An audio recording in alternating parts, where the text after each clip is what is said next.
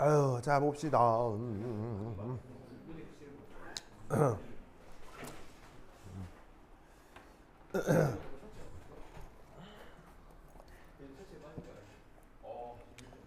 이제 이렇게 막 학원도 막 자주 안 오고 시험 기간이라고 막 공부하시고 하는 거 아니에요? 누가요? 저희 다 이제 약간 면접만 준비하고 하는 아, 그러니까 이제 뭐 그거 심층 보는 사람들은 좀 열심히 해야죠. 그거 심층 문제가 그거 되게 재밌어요. 문제들도 좋고 그거 왜 차쌤도 그 뭐야 서울대나 카이스트 심층 문제 한 번씩 해주지 않으세요? 수업이요? 네, 수업할 때 뭐 어떠다가 문제 소개 뭐 이런 거 안 나와요? 서울대 문제. 네, 서울대 문제나 카이스트 문제 보면 재밌는 거 많아요. 그러니까 뭐 아주 어렵다 이런 건 아닌데 뭐 이런 거 있다고요. 그래서 화학 문제도 그렇게 기발한 것들이 있거든요. 기발하면서 동시에 되게 좋은 거, 수준 높은 거 이런 것들이 있어요. 아주 어렵다는 느낌은 아니고요. 야, 잘 만들었다 뭐 이런 것들이 있어서 그런 것들 이제 뭐 겸사겸사 공부하는 거죠. 그리고 그러면서 그 2학기 때는 시험이 보니까는 중간고사만 치고 기말고사는 거의 안 치더라고요. 예, 그래서 이제 뭐 겸사겸사해서 뭐 이렇게 일반학 투 공부 겸 해서 심층들을 공부하는 사람들이 있어요. 그러면 여기서만 두어 명 정도는 심층할 수 있으니까 그때 또 볼 수 있겠죠. 그래서 심층 수업은 토요일이더라고요. 토요일 4시인가? 4시인가? 4시 반인가? 4시인가? 하여튼 그래요. 그래서 그때는 경남과학고 애들이랑 같이 만날 거예요. 경남과학고 창원과학 합반이거든요, 심층은. 그리고 종종 그 2학년 애들이 있을 수도 있어요. 그 왜 조기 졸업하는 애들 중에 심층하는 애들이 있거든요. 그래서 경과나 창과 2학년, 3학년 합반이 되니까 근데 그렇다고 뭐 아주 많지도 않아요. 왜냐면 뭐 요즘은 심층 안 해도 대학 갈 수 있으니까. 근데 좀 상위권 대학을 노리면 해야겠죠. 상위권 대학을 노리면 몇몇 대학들 하잖아요. 그래서 이제 주로 다루는 문제는 카이스트하고 서울대 문제를 보통 볼 거예요. 그 나머지 대학들은 정말 쉬워요. 네, 정말 쉬워요. 예를 들면 뭐 몇 개 대학들의 문제들은 보여줄 텐데 예를 들면 그냥 지금 여러분을 딱 데려다가 성균관대나 한양대 이런 데 딱 놓잖아요. 무조건 다 적어도 과수석이에요. 전부 다 여러분들 다. 진짜요? 예, 정말이에요. 여러분들 수준은 지금 그거예요. 이게 여러분들 아무나 뭐 저렇게 이상한 애들 저기 조폭 같은 애들 좋게 저런 애를 딱 데리고 한양대 이런 애 딱 꽂아놔도 과수석이라니까요. 들어가는 분들 좀. 네, 정말이에요. 네. 그러니까 여러분 실력 수준은 그래요. 실력 수준은 그래요. 근데 이제 입시가 이상해가지고 여러분들처럼 실력이 좋은데도 차별을 받는 거죠. 그래서 이제 입시에서 이게 창원 과학고 학생들이 좀 차별을 받는 게 있어요. 창원고가 차별. 네. 네, 창원과학고가 이제 좀 차별을 받아요. 그래서 내가 여러분들 가르쳐 보면 굉장히 실력이 좋은데도 뭐 이게 뭐 광주 영재고나 대전 영재고 이런 애들에 비해서 뭐 실력이 떨어진다거나 절대 그렇지 않거든요. 근데 그런 애들은 서울대나 카이스트 잘 가는데 여러분들은 막 좀 차별받는 것 같아서 너무 아쉬워요. 그나마 경남은 조금 차별이 좀 덜한 것 같긴 한데, 예, 그래서 조금 아쉽긴 합니다. 그래서 그러니까 사실 그래서 한양대나 뭐 성균관대 뭐 이런데 시험 문제 보면 되게 기본 문제예요. 여러분들에게 완전 기본 문제예요. 그래서 크게 어렵지는 않을 거거든요. 그래서 심층 준비하는 데 있어서 크게 걱정할 필요는 없어요. 주영 알겠니? 네. 주영이 안경 바꿨네요? 맞아요. 그래요? 오, 그래요? 오, so cute. 왜요? 준탕아, 저 주영이 안경 바꿔서 귀엽죠? 준호. 그래요. 그래요. 준우 귀여운 거. 그래요. 그런가요? 준우 왔어요? 그래. 준우 나연이가 어디 갔고? 아니. 봅시다. 자, 여기 보시면 단어 공부 좀 할게요. 여기 보시면 콜리게이티브 프로퍼티라고 있죠? 우리말 번역. 콜리게이티브 프로퍼티 우리말 번역. 진짜 이상하다. 콜리게이티브 프로퍼티 우리말 번역. 여기 총괄성. 총괄성. 알겠죠? 무슨 성? 총괄성. 그 영어로 colligative property라고 해요. 자, 총괄성이 나타나려면 반드시 어떤 조건이 필요해요? 반드시 어떤 조건이 필요해요? 예. 묽은 중요하죠?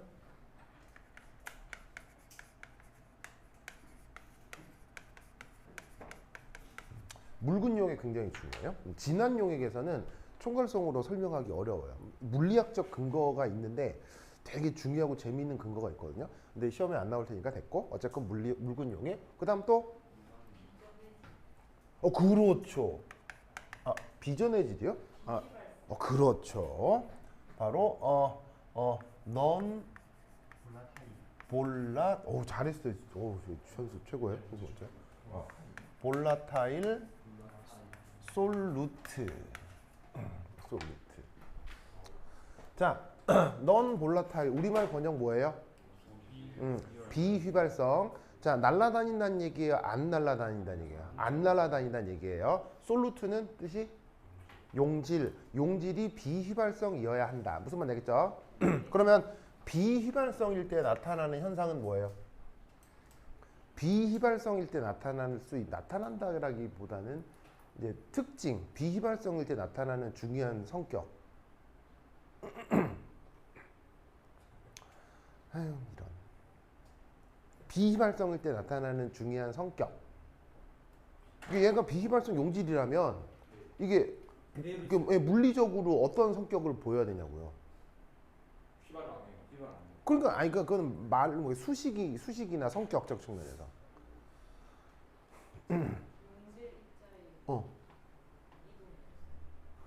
그렇죠.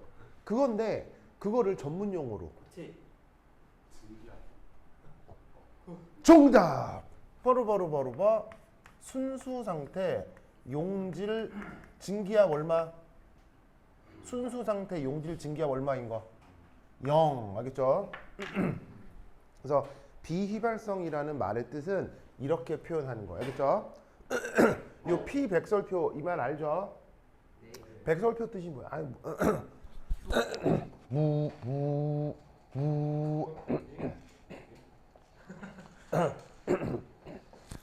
성대 풀 때 이렇게 하면 돼요. 이렇게 하면 성대가 이렇게 낮게 이렇게 진동을 하거든요. 그러면 이제 딱 풀려요. 왜 이러냐? 자, 그래서 이 표시는 백설표가 무슨 뜻이에요? 이게 순수 상태죠. 순수 상태 용질이라는 녀석의 증기압 이런 뜻이죠. 이 표현 알죠? 그게 0이다가 바로 넌 볼라타일이라는 뜻의 의미가 되는 거예요. 알겠죠? 그러면 이게 증기압이 0이잖아요. 순수 상태에서. 그러면 이게 없어요. 네, 이게 없어요. 증기압이 0이면 이게 없어요. 그러니까 어떤 용질이 비휘발성인지 아닌지를 알려면 이 생각을 하면 되는 거예요. 물론 100% 맞아떨어지는 건 아닌데 보통 그래요. 바로 이렇게 되면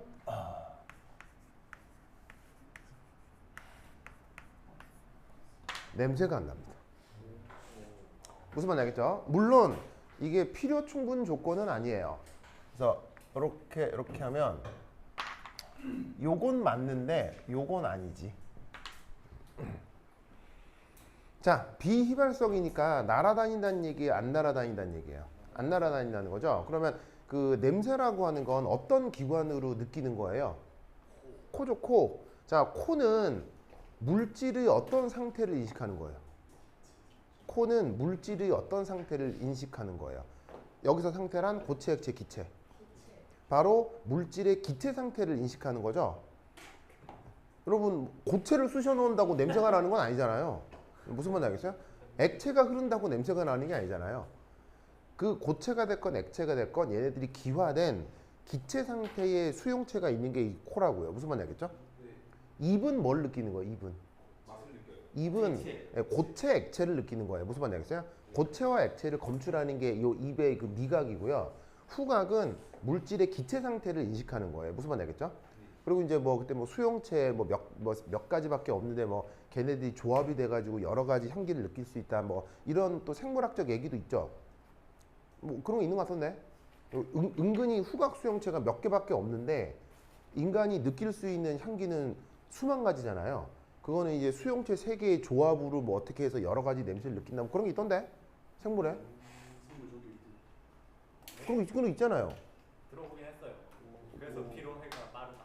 예, 뭐 그렇죠, 그렇죠. 예. 어딘가 썼어요. 그렇죠, 그렇죠. 예, 예. 그런 거 있잖아요. 그래서 나중에 그 또 생물 공부할 때 그런 내용들이 있으니까 그렇죠, 그렇죠. 지원이 생물 잘해요? 지원이 성능 점유 2등이 그래요? 어쩐지 이게 생물스러워요, 되게. 생물스러워. 오, 좋아요, 좋아요. 멋져, 멋져. 자, anyway. 그래서 예를 들면 비휘발성 용질 중에 대표적인 거, 예를 들면 설탕 비휘발성 용질이죠. 설탕 냄새 있어요? 없다니까요. 그다음 소금 냄새 있어요? 없다니까요. 소금 냄새 없어요. 소금 이렇게 쌓아놓고 해봐야 아무런 냄새 안 나요. 여기 있어요? 그다음에 설탕통 있잖아요. 설탕 넣어놓고 이렇게 아무런 냄새 안 나요.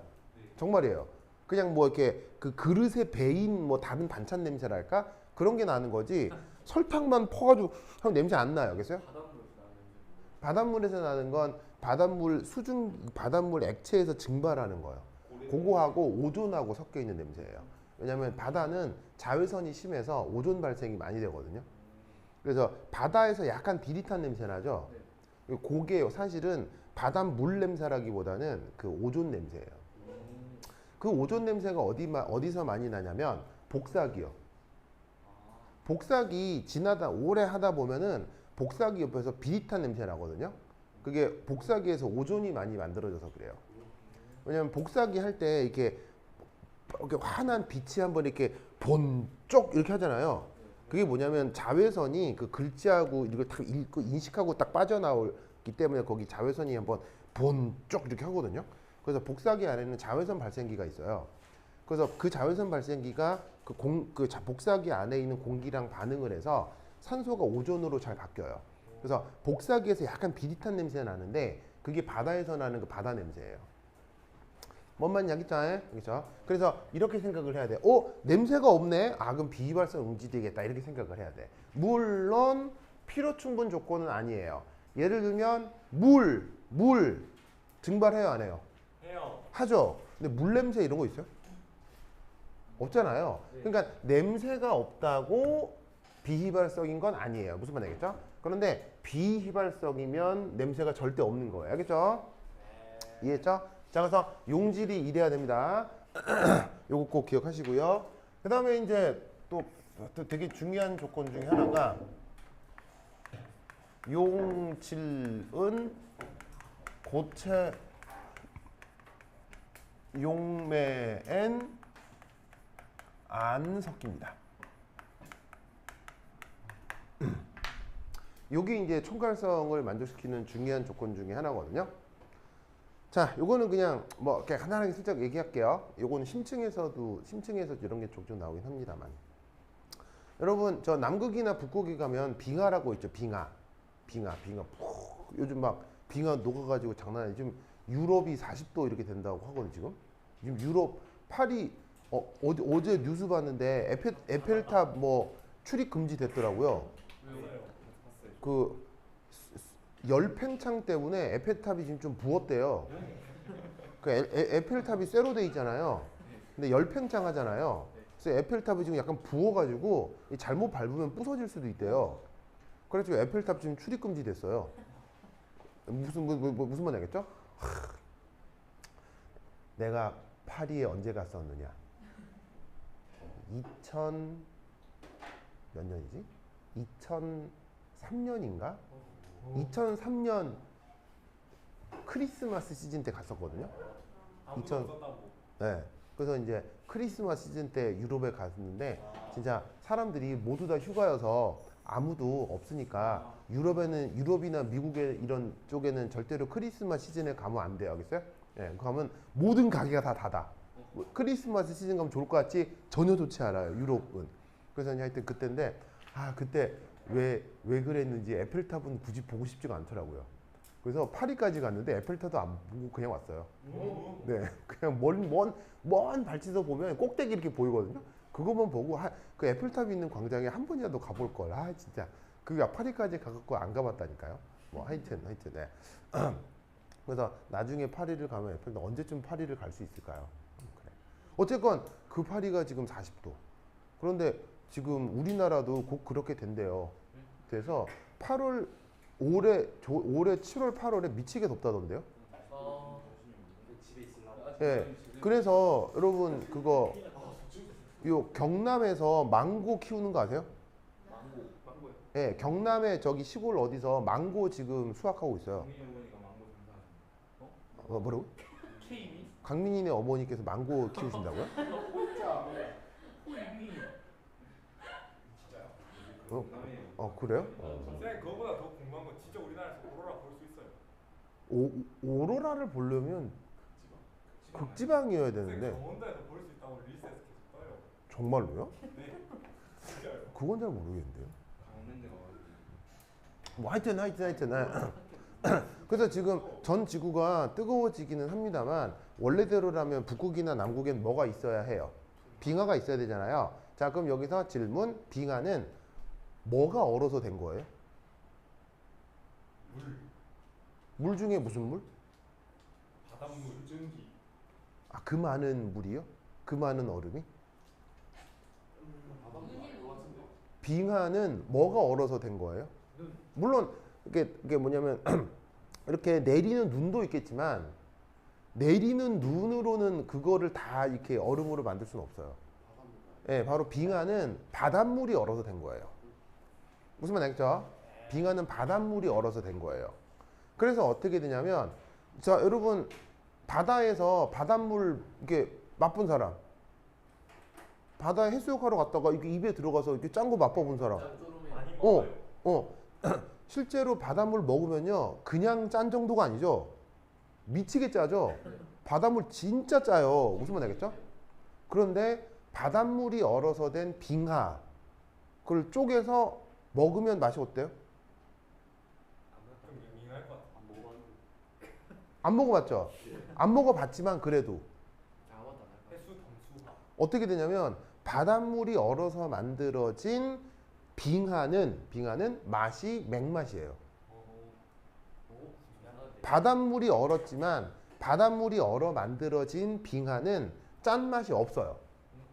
무슨 말인지 알겠죠? 그래서 그냥 물맛이에요. 그냥 맹맛이에요. 그냥 얼음맛이에요. 그 얘기를 한 거예요. 무슨 말인지 알겠죠?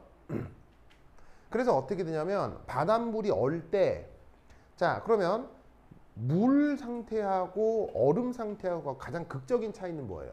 누구의 차이? 물과 얼음의 가장 큰 차이는 뭐예요? 바로 수소결합의 차이죠. 수소결합. 자, 물일 때 수소결합이 많아요? 얼음일 때 수소결합이 많아요? 얼음. 얼음일 때 수소결합이 많을 거 아니에요? 그러면 물이 수소결합을 극단적으로 가장 많이 하는 게 얼음의 상태란 말이에요. 그러면 얼음이 되려고 물이 수소결합을 많이 하려고 할 때 물에 녹아있는 여러 염들 이 H2O 사이의 수소결합을 도와줄까요? 방해할까요? 방해. 바로 염들이 H2O 사이의 수소결합을 방해하는 거예요. 무슨 말인지 알겠죠? 그래서 물이 얼음이 될 때 물 사이의 수소결합을 최적화하기 위해 물 사이에 있는 염들을 물이 바깥쪽으로 밀어내요. 밀어낸다고요. 무슨 말인지 알겠죠? 그래서 어떻게 되냐면 얼음은 바닷물이 얼었어도 거의 순수한 물 상태인 거예요. 그래서 바닷물 퍼먹으면 살아요, 죽어요? 죽어요. 빙하 깨먹으면 바로 죽진 않아요. 알겠어요? 죽긴 죽어요. 존나이 재수 없으면. 빙하 깨먹으면 죽을 수도 있는데 그건 좀 다른 문제인데 빙하는 수만 년 전 바닷물이 얼은 거죠. 그러면 거기에는 수만 년 전 세균이나 바이러스가 잠복해 있을 수 있거든요. 그래서 빙하 같은 거 잘못 깨먹다가 수만 년 전 그 뭐냐면 세균이나 바이러스를 먹게 되면 이건 뭐 약도 없어요. 왜냐하면 유전 정보를 모르기 때문에 항생제가 없거든요. 항생제나 항바이러스가 없어요. 바이러스가 없어요. 왜냐하면 수만 년 전 것들이니까. 그런 애들은 소위 왜 진짜 약도 없이 죽게 돼요. 그래서 빙하 같은 거 함부로 깨먹으면 안 돼요. 그렇죠? 근데 이제 뭐 북극 관광 상품, 남극 관광 상품 이런 거 비싼 돈 주고 가면 거기서 가이드들이 얼음 깨가지고 한 번씩 맛보여 주거든요. 절대 먹으면 안 돼요. 알겠어요? 절대 먹으면 안 돼요. 알겠죠? 알겠어요? 그러니까 물론 확률은 낮죠. 확률은 낮는데 아다리 잘못 걸리면 그냥 좆되는 거예요. 그래서 자연계에 있는 물을 깨끗하다고 함부로 드시는 건 좋지 않아요. 무슨 말인지 알겠죠? 그나마 한국에 있는 자연계 물은 먹어도 큰 문제가 없어요. 한국에 있는 자연의 물은. 희한하죠? 예를 들면 노르웨이나 뭐 이렇게 스웨덴, 스위스 이런 데 가도 자연환경 좋잖아요. 그런 데 있는 자연의 물도 먹으면 위험해요. 미국 같은 데도요. 위험해요. 근데 우리나라의 자연의 물은 먹어도 진짜 큰 문제가 없어요. 희한하죠? 희한하죠? 그래서 대한민국의 최고의 자원은 석유가 아니라 물이에요. 그래서 전 지구에서 가장 안전하고 깨끗한 물이 한국에 있어요. 이유는 두 가지인데 한국의 지질 구조가 편마암이거나 화강암이에요. 그래서 한국의 지질 구조가 딱딱하기 때문에 이게 그 딱딱한 지질 안반을 물이 뚫고 들어가면 편마암이나 화강암이 필터 역할을 해요. 그래서 세균이나 바이러스 이런 애들 다 걸러버려요. 그런 상태로 지하수로 흐르다가 용출이 되잖아요. 용출이 되니까 그건 먹어도 아주 깨끗한 상태가 되는 거예요. 그리고 한국은 산지가 많죠. 산지가 많기 때문에 물이 고여있질 않아요. 이렇게 돼 있으니까 비 오면 어떻게 돼요? 비 오면 쫙 쓸려 내려갈 거 아니에요. 그러면 쓸려 내려가니까 기존 물에 있는 세균이나 바이러스가 빨리 쓸려서 바다로 가요. 그리고 이렇게 산이 이렇게 있으니까 편마암이나 화강은 밑으로 이렇게 추출돼 나오는 건 완전 순수한 깨끗한 물인 거고. 그러니까 한국의 자연환경이 지질 구조 덕에 물이 아주 깨끗한 상태가 되는 거예요. 근데 여러분 미국이나 유럽은 산이 많아요? 평지가 많아요? 평지가 많기 때문에 물이 어떻게 돼 있겠어요? 고여 있는 거예요. 고여 있다 보니까 물이 뭐냐면은 거기서 세균이나 바이러스가 눈에 안 보이는 거 많이 살아요. 세균 바이러스뿐만 아니라 뭐 아메바 이런 애들도 막 있어요. 예, 그리고 땅 자체가 쉐일이 많아요. 유럽하고 미국은. 쉐일이 뭐예요? 이게 퇴적암이에요. 퇴적암. 그러니까 퇴적암이니까 물이 퇴적암 쪽으로 한번 들어갔다가 나왔다가 막 이래요. 그러니까 거기서 물이 세균이나 바이러스를 많이 포함하고 있어요. 그러니까 우리 선조들이 왜 하고만이 넓은 땅 중에 하필 한반도에 자리를 잡았느냐. 이걸 다 고려하고 잡은 거예요. 여러분 사실은 한반도 땅 말고 더 평지 많은 데 있어요, 없어요? 많아요. 어디? 만주요. 만주 가면 대평원이거든요. 그리고 만주에서 약간 왼쪽으로 꺾어가지고 밑에 내려가면 거기 대평원이에요. 어디? 장강, 양쯔강이요. 저기 북경이나 이쪽 거기 대평원이거든요. 근데 왜 우리 선조들이 거기를 버리고 이쪽으로 왔겠냐는 거예요. 중국에 밀려서? 아니에요. 자연환경 때문이에요. 자연환경 때문이에요. 네, 그래서 우리 선조가 왜 이 지역에 터를 잡았느냐? 5,000년 후를 예상한 거예요. 그러니까 한국 사람으로 사는 걸 그 뭐냐면 자랑스럽게 생각하세요. 알겠죠? Anyway. 그래서 이 말 알겠죠? 그래서 용액의 총괄성을 생각을 할 때는 용질이 용매, 고체 상태의 용매는 섞이지 않습니다. 그러면 여기서 퀴즈. 극지의 바닷물은 우리 평소 바닷물보다 더 싱거울까요? 더 짤까요? 극지 바닷물은 우리 평지 바닷물보다 짤까요? 싱거울까요? 짜다 이런 말이에요. 알겠어요? 염도가 높아요. 왜? 대부분의 물이 물만 얼음이 돼버렸기 때문에 염도가 바닷물 속에 더 많이 녹아 있는 거예요. 그래서 극지 바닷물이 더 짜요. 적도 바닷물은 더 짜겠어요? 적도 바닷물은 싱겁겠어요? 상대적으로. 적도 바닷물이 싱거운 거예요. 알겠죠? 그래서 어떻게 되냐면 지구를 중심으로 극지 바닷물은 밀도가 커요. 적도 바닷물은 밀도가 작아요. 염도 때문에. 그래서 뭐가 일어나요? 대순환이 일어나는 거예요. 해수 대순환이 일어나는 거예요. 그 해수 대순환 덕에 지구 생태계가 유지가 되는 거죠. 그런데 지금 어떻게 되고 있어요? 그 지구 온난화로 빙하가 녹고 있죠. 빙하가 녹는 걸로 끝나는 게 아니라 빙하가 녹아버리면 극지방의 염도가 다시 어떻게 되겠어요? 극지방의 염도가 낮아지겠죠. 적도는 원래 낮죠. 그러면 밀도 차가 없죠. 순환이 일어나지 않는 거예요. 그러니까 적도는 계속 더워지고 극지방은 계속 추워지는 거예요. 순환이 안 일어나니까. 그래서 지금 유럽은 지금 온도가 40도까지 지금 올라가거든요. 근데 지금 모스크바는 지금 14도래요. 지금 모스크바 14도래요. 그래서 관측 역사상 지금 러시아는 가장 추운 여름을 맞고 있대요. 왜? 바닷물이 순환을 안 해서 그래요. 무슨 말인지 알겠죠? 그래서 그런 지구과학적인 것들을 설명할 때도 이 내용이 억수로 중요하니까 기억하세요. 알겠죠? 네. 근데 이제 이거 하나가 사실은 연력학 제2법칙과 연결돼 있고 수학적으로 증명할 수도 있고 하지만 그건 직접 나오지 않을 거니까 이런 사실만 알아두시고 이때 그 중에 하나 프리징 포인트 디프레션 요 이제 문제만 하나 풀어보도록 하겠습니다. 자, 프리징 포인트 디프레션 우리말 번역은 어는 점 내림. 알겠죠?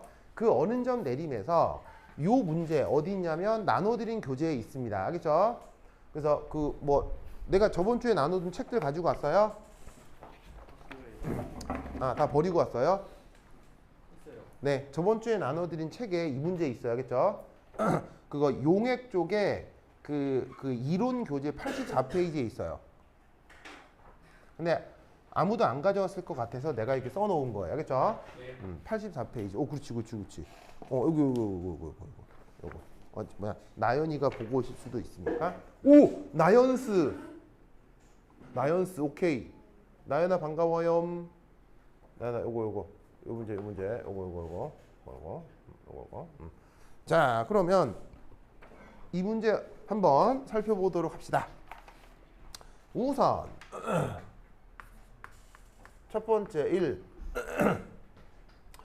이거 이름 어떻게 돼요?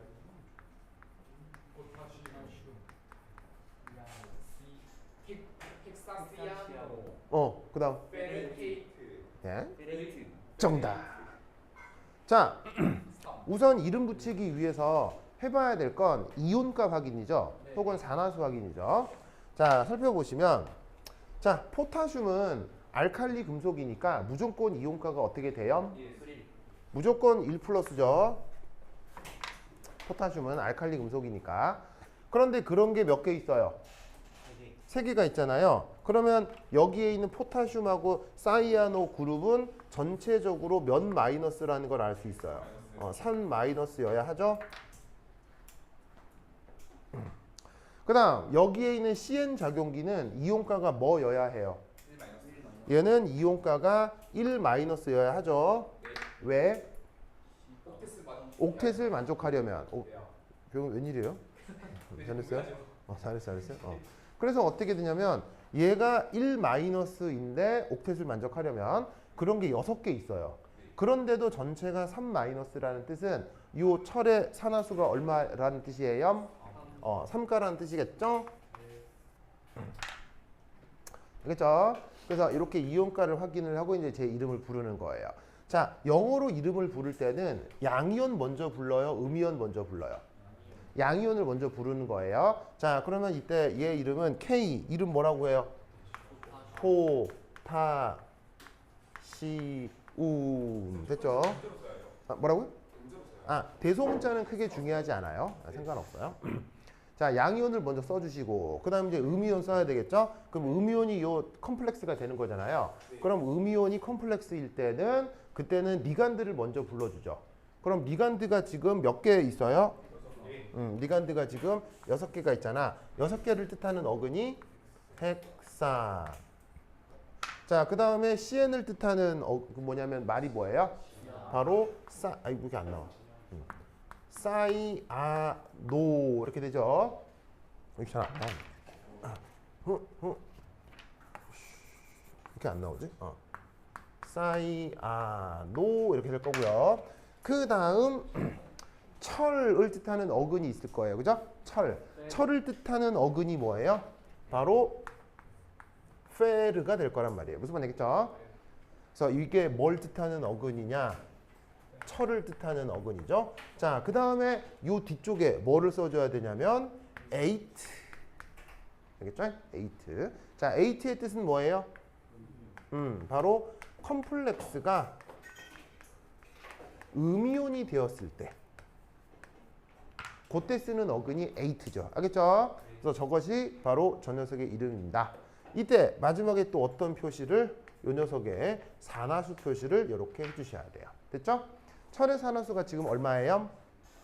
3가니까 여기에다가 3 이렇게 써주시면 되겠습니다. 됐죠? 자, 그리고 이때 여기에 있는 요 3 있죠? 그러니까 착이온하고 얘네의 존재비가 3대 1이잖아요. 그럼 포타슘이 3이고 착이온이 1이다. 의 3대 1은 여기에 표현해요? 표현 안 해요? 이건 표현하지 않습니다. 무슨 말 알겠어요? 왜? 이미 산화수로부터 존재 확률이 규정되어 있기 때문이에요. 알겠죠? 포타슘이라고 쓰면 무조건 산화수가 뭐예요? 무조건 플러스죠.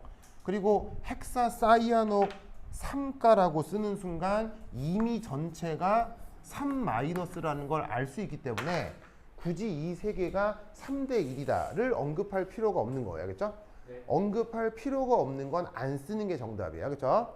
그래서 이때 3대 1로 있지만 그건 표현하지 않습니다. 알겠죠? 그래서 얘 이름이 요거다. 6대2면 어떻게 돼요? 뭐라고요? 6대2요? 6대 2요? 그럴 경우는 관용명을 불러줍니다. 흔치 않기 때문에. 그럴 경우는 뭐 다이라는 말을 쓰거나 뭐 보통 관용적으로 정해져 있는 표현을 씁니다. 근데 이제 그런 경우는 우리가 볼 경우가 거의 없죠. 자, 그래서 이온 결합으로 되어 있는 경우는 존재비를 표시하지 않습니다. 자, 기억하시고 그 녀석의 몰 질량은 요 정도인가 봐요. 그 녀석을 요 정도 질량을 채취를 해다가 물 100g에 섞었어. 그랬더니 어느 점이 요렇대. 보이시죠? 그럴 때 이제 관련된 내용들을 풀어보자 이런 얘기죠. 자, 그럼 이제 두 번째 이 여기서 뭘 해볼 거냐? 총괄성을 계산해 보도록 하겠습니다.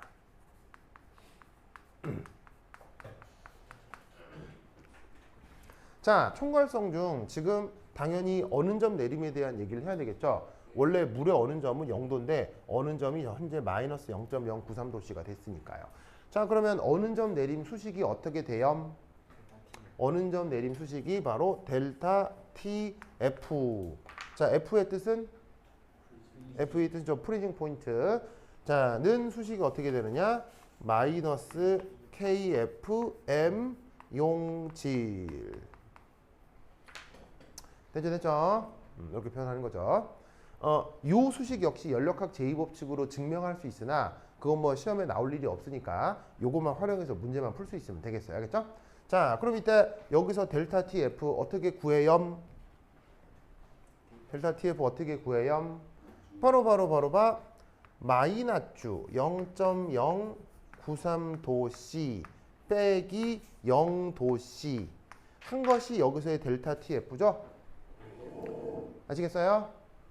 알겠습니까? 자, 의미는 뭐냐? 델타의 뜻은 뭐예요?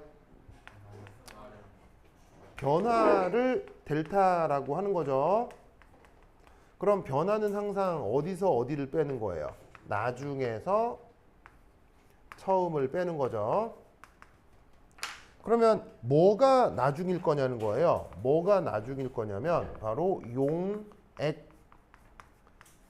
어느 점. 그게 나중 데이터가 될 거고요.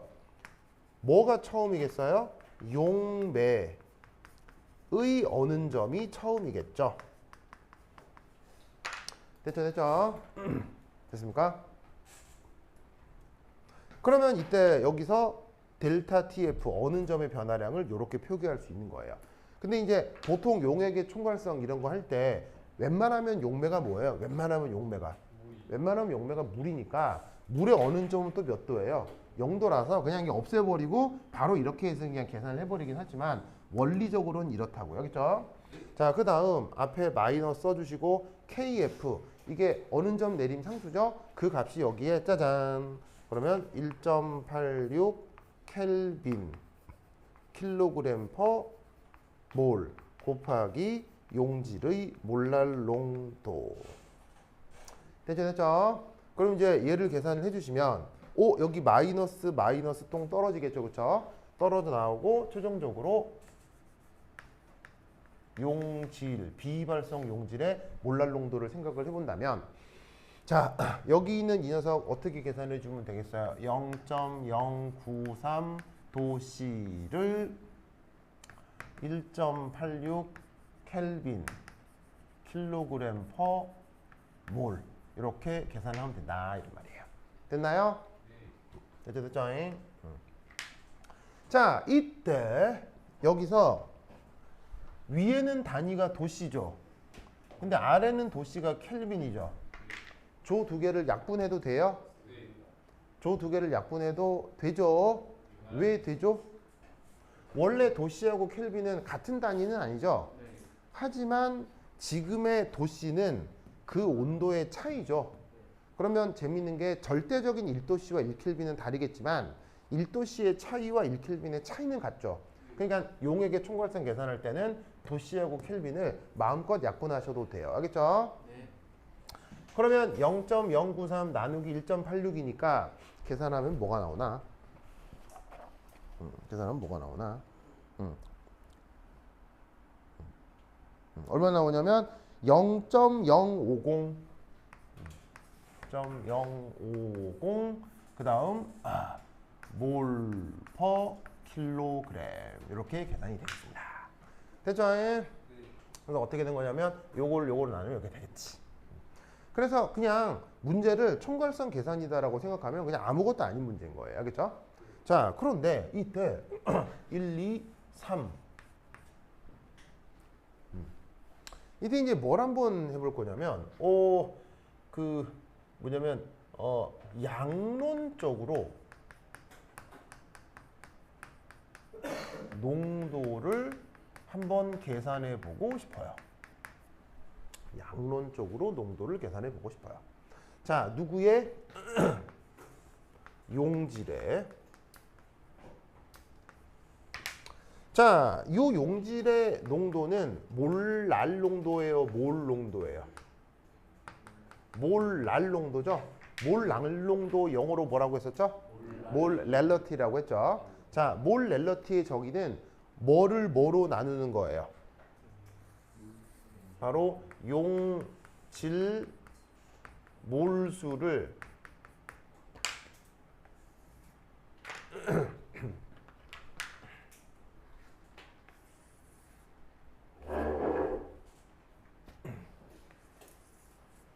용매의 질량으로 나누는 거죠. 정의 꼭 기억하시고요. 자, 그럼 여기에서 용질의 몰수 어떻게 되어 있느냐? 여기 보시면 질량도 있고 몰질량도 있잖아요. 요거 그대로 활용하면 되는 거죠. 바로 질량이 0.494. 그 다음에 여기 있는 용질, 요 페레이트 얘가 329.25 그램 퍼 몰. 보이시나요? 되고, 그 다음에 용매의 질량은 얼마라고 돼 있어요? 100g이라고 돼 있죠. 왜? 왜? 그래요? 그래요? 그래. 깜짝 놀랐네. 저기 상자 하나 더 갖다 줄까요? 상자 하나 더. 그래. 진짜로요? 상자 더 있으면 더 편할 텐데. 그래. 네. 승우야 미안해요. 미안해요. 승우 졸리게 해서 미안해요. 자, 어쨌건. 자, 그러면 용매의 질량을 이렇게 표현했는데 묘하게도 이 몰랄 농도를 계산할 때는 용매 질량 단위가 뭐죠? 킬로그램으로 써줘야 되겠죠? 그래서 여기다가 곱하기 10의 마이너스 3승을 넣어주고 킬로를 넣어주면 되겠네요. 됐죠? 그러면 이제 쭉 계산을 하면은 그램 약분되고 몰 남고 킬로그램이 남을 거예요. 그래서 얘를 열심히 계산을 해주면 값이 뭐가 나오느냐? 쭉 봤더니 0.015가 나와요. 0.0150 몰 퍼 킬로그램이 나온다는 얘기죠. 됐죠? 자, 그럼 여기서 알 수 있는 사실은 뭐냐면 용액의 총괄성으로부터 예상되는 몰랄 농도와 양론적으로 예상되는 몰랄 농도가 지금 어때요? 다르다는 거죠. 무슨 말인지 알겠죠? 그러면 이거를 어떻게 해결하느냐? 바로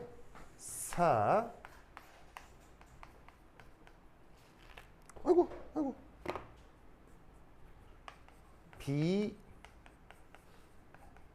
비휘발성 용질 요것의 이것의 이온화 과정 요걸 생각해 볼 수 있다 이런 말이에요. 보이시죠? 보이시죠?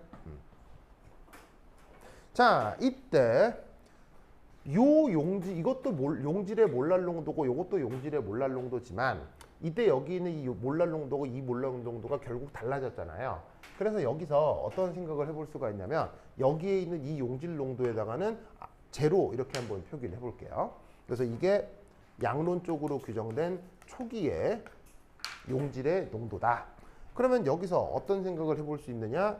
K3 FeCN6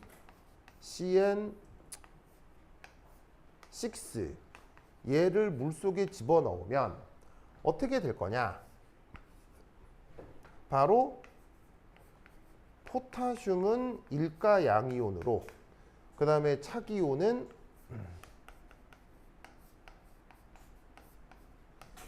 삼가 음이온으로 이온화가 될 거라는 거지. 무슨 말씀인지 아시겠죠? 알겠죠? 그러면 이때 여기서 우리는 이런 생각을 할 수 있어야 돼요. 바로 여기에 있는 이 원래 물질 있죠? 이것이 되었건 아니면 이온화를 해서 포타슘 양이온이 나왔건 이렇게 차기온 음이온이 나왔건 이 세 가지가 모두 다 뭐라는 인식을 할 수 있어야 돼요. 얘도 용액의 총괄성에서는 다 뭐예요? 무슨 용질? 그렇지. 비휘발성 용질이 되는 거예요.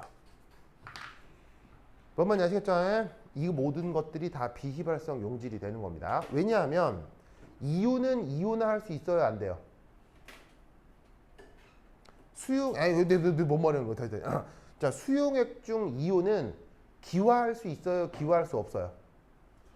수용액 중 이온은 기화할 수 없죠.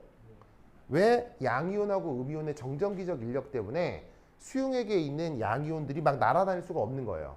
그러니까 얘도 비휘발성 용질이고 얘도 비휘발성 용질이에요. 증발하지 않는다는 얘기죠.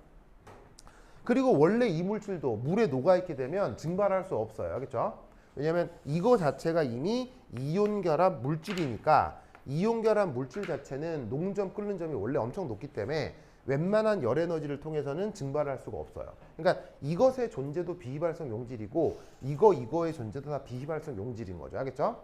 그러면 이때 여기서 처음에 이 녀석의 농도가 얼마였느냐? M0였던 거죠. 그러면 여기서 반응을 얼마나 할 거냐? 바로 이 초기 농도의 곱하기 알파만큼. 이 알파가 뭐예요? 이 알파가 뭐예요? 이게 바로 이온화도라고요. 아시겠죠? 그만큼 얘가 짜잔 없어지면 여기에 있는 이온들이 3대 1로 만들어질 거 아니에요. 그럼 이때 여기서 3배의 M0 알파 더하기 M0 알파 이렇게 되겠지. 됐습니까? 그러면 최종적으로 끝이 나면 어떻게 되겠어요? M0 1 빼기 알파 M0 3M0 알파 얘는 M0 알파가 된다 이런 말이에요. 아야. 됐죠? 됐죠? 이때 표현을 이렇게 바꿉시다. 여기 M0를 이렇게 하지 말고 요거를 M0라고 하자. 자, 그런데 용액의 총괄성이 나타날 때는 용질 자체의 성격이 중요해요, 관계가 없어요? 용액의 총괄성에 대해서는 용질 자체가 뭐냐가 중요한 게 아니잖아요. 즉, 이 녀석이 물에 어느 점을 내리는 효과나 이 녀석이 물에 어느 점을 내리는 효과가 동일하다고요. 그러니까 이때는 각각의 농도가 아니라 얘네들을 다 더한 바로 전체 비휘발성 용질의 농도가 중요하겠죠? 됐습니까? 이 전체 비휘발성 용질의 농도가 바로 용액의 총괄성으로 계산되는 요 0.050 농도가 되는 거예요. 무슨 뜻인지 아시겠죠? 예? 그렇죠? 그러면 요거 조금 정리하면 요 알파하고 소고가 될 거고, 그러면 최종적으로 남는 건 얘가 뭐라는 얘기겠어요? M0 한 다음에 1 플러스 3 알파. 됐죠? 이렇게 계산이 될 거다 이런 말이지. 됐죠? 그래서 얘 다 더하면 이렇게 되죠? 되죠? 그래서 얘를 계산해주면 어떻게 되겠어요? 바로 그러면은 알파는 얘를 나누고 M 토탈 나누기 M0 나눠주고 빼기 1 한 다음에 얘를 3분의 1 이렇게 계산해 주면 되겠지. 되십니까? 됐죠? 그러면 여기다가 숫자를 넣어요. 그러면 3분의 1 하고 전체 비휘발성 용질 농도는 0.050 나누기 M0는 0.0150 빼기 1 이렇게 계산해 주시면 되겠습니다. 자, 그러면 얘 계산하면 얼마 나와요? 자, 빨리 계산해 보세요. 얼마 나와요? 자, 빨리 계산하세요. 자, 계산기로 빨리 계산하세요. 0.76. 바로 0.7, 0.8 뭐 이 정도 나올 거라 이런 말이에요. 알겠죠? 퍼센트로 바꾸면 78%. 그러니까 원래 있는 용질에서 한 7, 80% 정도 이온화가 된다 이런 얘기예요. 알겠죠? 무슨 뜻인지 알겠어요? 이때 전혀 중요한 건 아니지만 중달책에서만 언급하는 아주 허접한 개념이 있어요.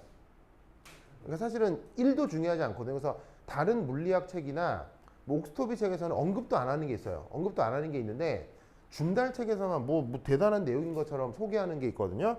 바로 3, 4, 5 반트호프 팩터예요. 우리말 번역 반트호프 인자. 알겠죠? 자, 이때 반트호프 인자 I라고 쓰죠? 뭐 계산하는 거예요? 바로 요겁니다. 즉 양론적으로 계산된 용질 몰농도와 용액의 총괄성이 다 나타나게 되는 전체 몰농도의 비, 이게 그냥 뭐가 된다? 이게 바로 반트호프 인자인 거예요. 무슨 말 알겠죠? 되십니까? 그러면 이거 어떻게 구하라는 거예요? 이거 넣으면 되지. 요거. 그러면 0.050 나누기 0.0150 요거 계산하라는 뜻입니다. 그럼 대략 값이 뭐가 나오냐면 3.3이 나오죠. 그래서 이 시스템에서 반트호프 인자는 3.3인 거예요. 알겠죠? 의미가 뭐냐면 원래 그냥 내가 물에 섞어줄 때는 이 정도밖에 없었는데 걔네들이 물에 녹아가지고는 다른 이온들이 만들어지게 되면 전체적으로 원래 물질과 이온들이 다 합쳐져서 용액의 총괄성이 나타나는데 그 비가 이 정도 된다를 보여주는 게 반트호프 인자인 거예요. 무슨 말인지 알겠죠? 반트호프 인자라고 하는 건 물리학적으로 아무런 의미도 없어요. 그렇죠? 아무런 의미도 없어요. 그래서 다른 책에서는 언급도 잘 안 해요. 그냥 해봐야 그냥 뭐 이게 주석 옆에 뭐 이런 경우 뭐 이런 걸 반트호프 인자라고 한다. 이렇게 한마디 읽고 끝내는 거지. 막 준달책처럼 뭐 이렇게 막 하진 않아요. 그렇죠? 왜냐하면 의미상으로 어려운 게 아니기 때문이죠. 무슨 말인지 알겠죠?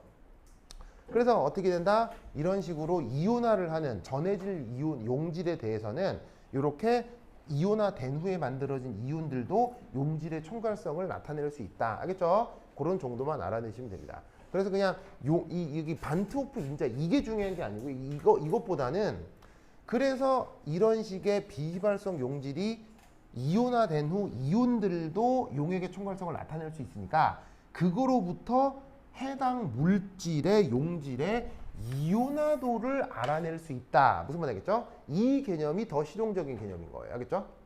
왜냐하면 모든 물질들이 물에 들어가면 이온화하나요?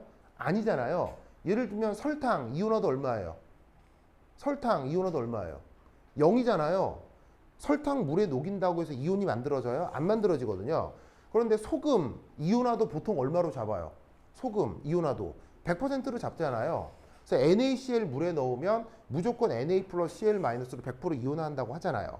그런 것처럼 이온화도가 물질마다 정해져 있는데 그 이온화도를 용액의 총괄성으로 측정할 수 있다는 거예요. 알겠죠? 그래서 그게 중요한 거지. 그래서 뭐 이거의 비인 이걸 반토프 인자를 한다. 이건 뭐 크게 중요한 건 아니죠. 무슨 말 알겠죠? 그러니까 반토프 입자를 굳이 고려할 필요 없이 그냥 용액의 총괄성이다 계산하고 원래의 양론으로부터의 농도를 계산해서 비교하면 그만이에요. 알겠죠? 자, 요거 외에 용액의 총괄성 끓는 어는 점 내림 말고 또 뭐가 있어요? 끓는 점 오름, 그 다음에 삼투압, 그 다음에 증기압 내림 이런 게 있죠? 그 각각 하나하나마다 물리학적 근거가 되게 중요하거든요. 근데 그 중요한 물리학적 근거는 이번 시험에 나오지 않을 테니까 요런 정도의 연습 문제만 풀 수 있으면 돼요. 요런 정도의 연습 문제를 한 200개 정도 내가 연습 문제에 달아놨죠. 그러니까는 그거 달달달 풀면 다 맞출 수 있어요. 알겠죠? 그리고 시간이 급할 걸 경우는 그냥 내가 이렇게 표시해 놓은 줌달 연습 문제만 풀어도 될 거예요. 알겠죠? 그리고 영어가 익숙해야 되니까 줌달 연습 문제 먼저 풀어요. 됐죠? 오케이, 됐다. 그러면 한 10분 쉬었다 하도록 하겠습니다. 현실 갔다 오세요. 좋아. 그럼